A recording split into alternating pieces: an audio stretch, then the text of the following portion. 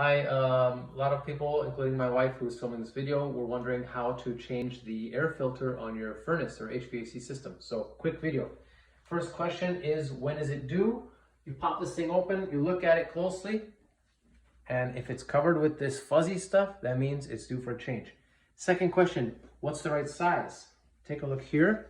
You see 20 by 36 by 1. That's 20 inches by 20 inches wide by 36 inches long by 1 inch thick. This is a custom size. So I had to go on Amazon to find it. Otherwise, there are more regular sizes at Home Depot and Lowe's. So I went on Amazon, I bought a 4-pack, this thing right here, and they came with a bunch of them that were 20 by 36 by 1. How to open this grill. This is where your air filter lives. This is your air return, which goes into your HVAC system and then comes out of these lovely vents to cool you down. So those things give you air.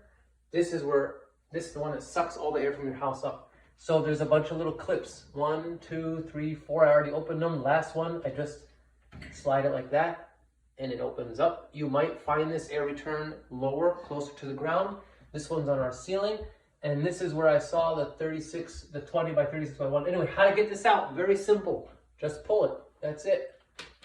Just pull it out. It's very light. It's mostly paper.